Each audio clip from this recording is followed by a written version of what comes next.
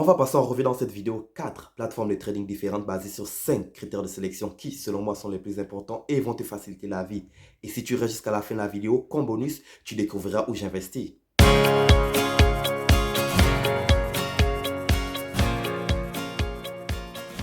Bienvenue sur Secret d'investisseur avec Terence où on va parler d'entrepreneuriat, de leadership et d'investissement à long et à court terme. Je ne suis pas un conseiller financier et de toujours te baser sur tes propres recherches avant de faire un placement.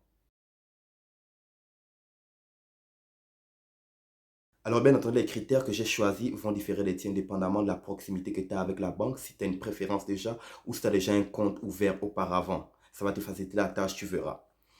Alors, je nous ai fait un tableau, on va sauter là-dessus et je vais élaborer sur certains points parce que comme tu verras, ils sont assez... je te laisse découvrir.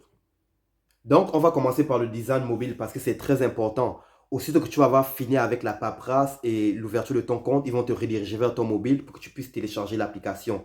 Et tu vas voir, c'est très facile, très utile quand tu as besoin de trade sur le moment. On va oublier la version archaïque des sites web. J'ai même pas pris le temps d'y aller à travers. Si tu veux le faire, tu es le bienvenu. La première plateforme qu'on va comparer, c'est TD. L'application, elle est très belle. Simple à utiliser, belle interface, vient en français et en anglais, très important. Tu as accès à tout sur la première page, que ce soit le service client ou si tu as besoin de l'aide d'un professionnel pour d'autres transactions ou si tu veux faire l'approfondissement de ton éducation à propos du marché. Tout est là, tu peux avoir tout depuis la première page. Qu'est-ce que je vais leur reprocher comme point négatif? La couleur verte de leur application. Ah, écoute, je comprends que c'est la couleur de votre logo, mais s'il vous plaît, vous pouvez faire mieux que ça. Le deuxième point négatif, bien que tout soit sur la première page et rend accessible tout, en même temps, ça rend la première page encombrante parce que tu sais pas où donner de la tête. Il y a tellement plein d'endroits où cliquer. Ça, ce seraient les deux points négatifs que j'ai à propos de TD. La prochaine plateforme, Questrade, l'application, ils auraient pu faire mieux. C'est l'une des plus grosses plateformes de trading au pays. Ils auraient vraiment pu faire mieux. Le fait qu'ils mettent tout le temps l'application à jour cause l'application des retards, que ce soit dans la fluidité, dans le design. Écoute, c'est un total ramassis de foutaise. Ils devraient redescendre sur les planches de dessin, retravailler l'application.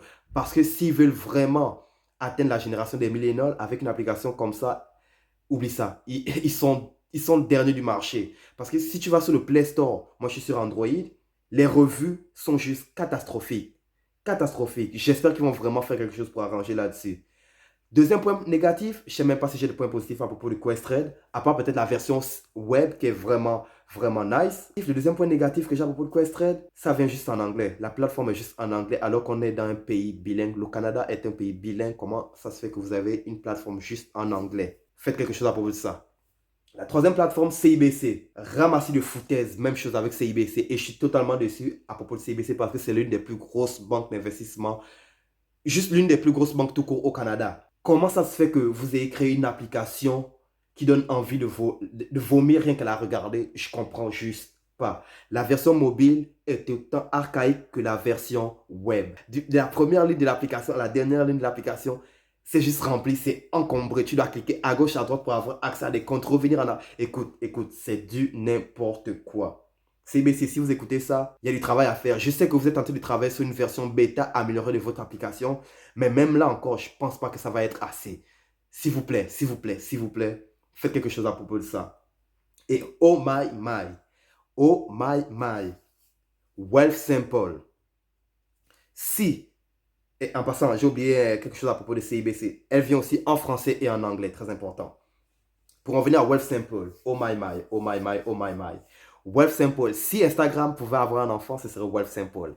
Le design est tellement fluide, simple, beau, les couleurs. Oh, Mazel Tov, cerise sur le gâteau.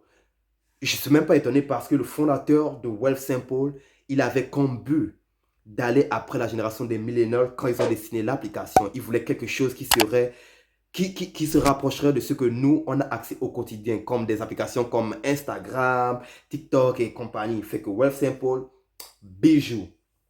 Qu'est-ce que je vais reprocher à Wealth Simple, par exemple, comme point négatif? Come on.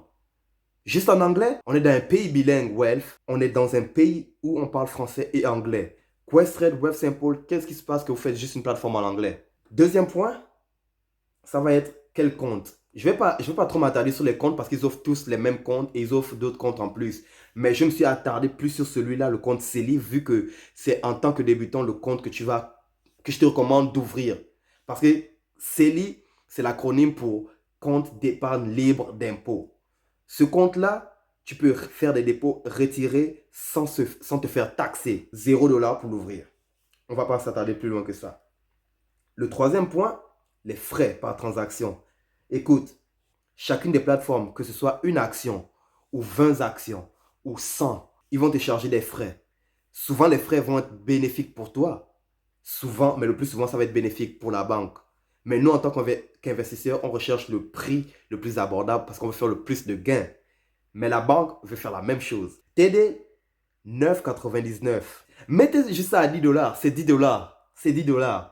10 $ par transaction. Que ce soit 10, 100, 50, c'est 10 $ par transaction. Ça va vite parce que si tu achètes, tu dépenses 10 $. Si tu vends, tu dépenses 10 $. Ça fait déjà 20 $.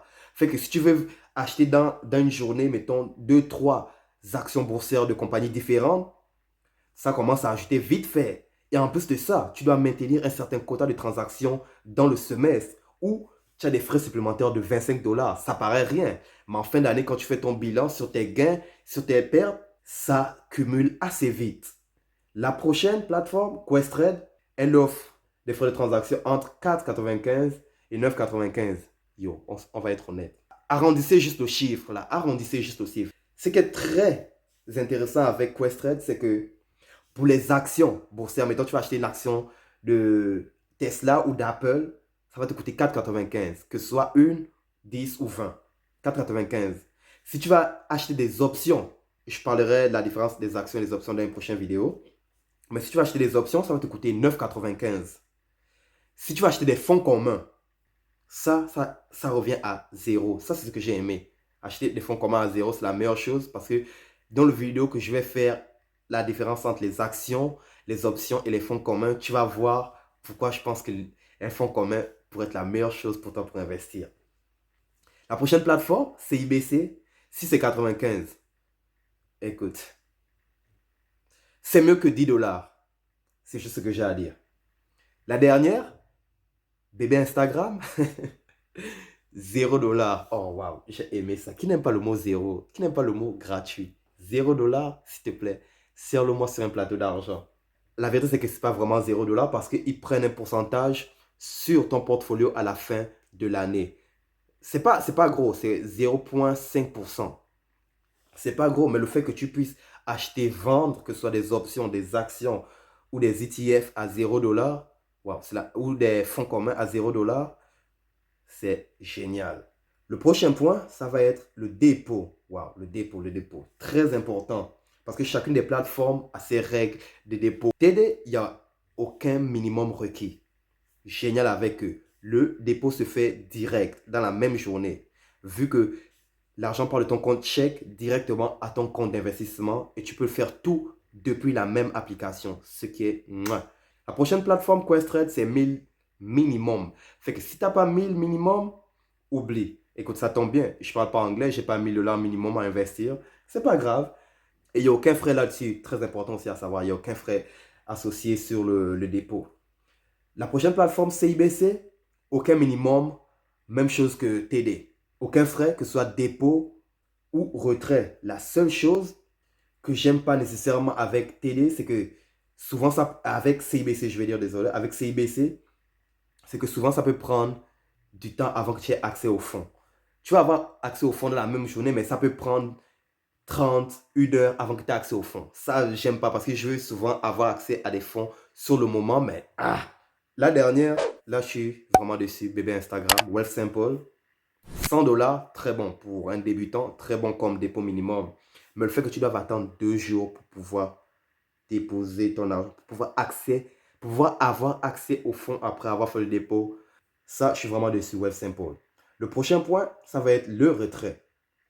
Très important pour tout investisseur.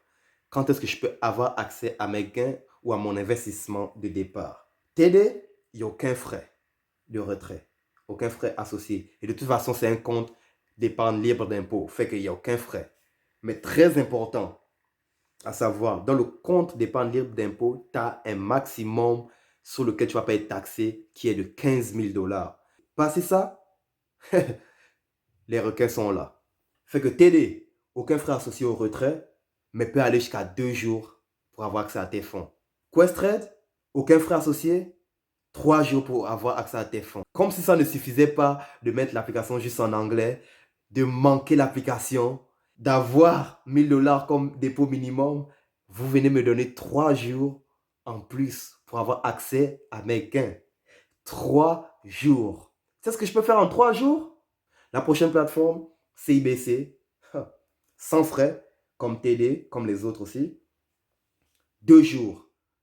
Si tu vends le compte américain, tu dois faire 2 transactions différentes. Tu dois vendre le compte américain, attendre que l'argent soit disponible dans le compte américain, après le transférer du compte américain vers le compte canadien, et après ça, le transférer maintenant dans ton compte courant de tous les jours. Écoute, come on, CIBC. Come on, like, oh, c'est... Écoute, écoute, écoute, écoute. Ils vont juste faire monter mon niveau de sucre si je continue avec eux. Je suis vraiment déçu. Je suis vraiment déçu. Écoute. Wealthsimple, aucun frais de retrait.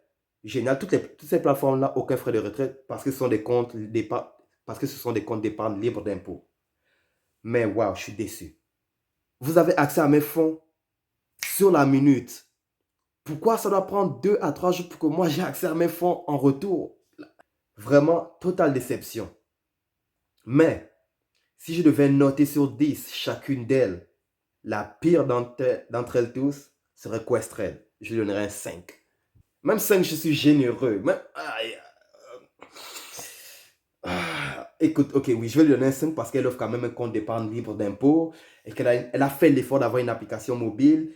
5, dernier de la classe. Deuxième dernier de la classe, CIBC. Écoute, on ne va pas chercher plus loin.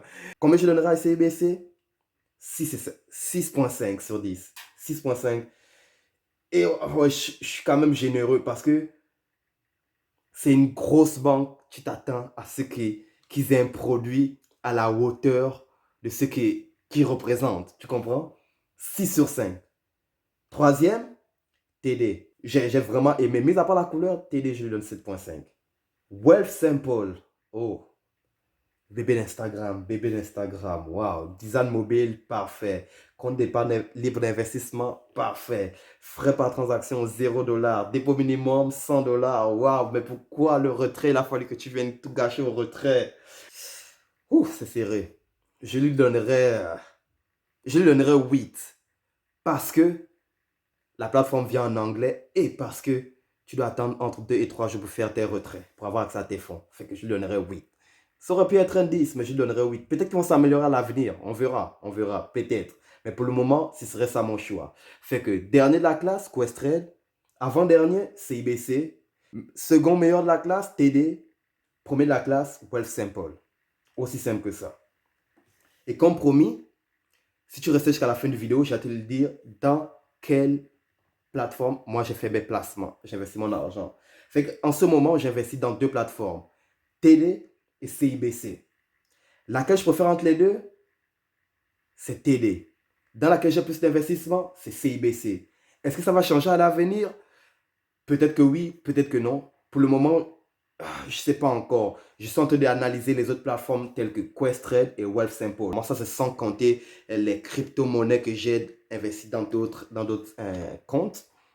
Mais pour faire le résumé de pas mal tout ça, oui, c'est ça. Fait que 4 plateformes qui, selon moi, sont vraiment très bonnes. Écoute, il y en a plusieurs. Il y en a plusieurs. Il y a RBC qui offre des plateformes. Il y a Scotiabank qui offre une plateforme. Il y a la Banque Desjardins qui offre une plateforme. Moi, c'est juste les 4 avec lesquels je suis plus familier. Reste connecté à la chaîne pour savoir où je vais peut-être investir à l'avenir. Si tu as aimé le contenu de la vidéo, aime, partage, laisse un commentaire, mais surtout abonne-toi pour être avisé aussitôt que je drop la prochaine vidéo où on va parler de. Et je te retrouve dans la prochaine vidéo avec plus de secrets d'investisseurs.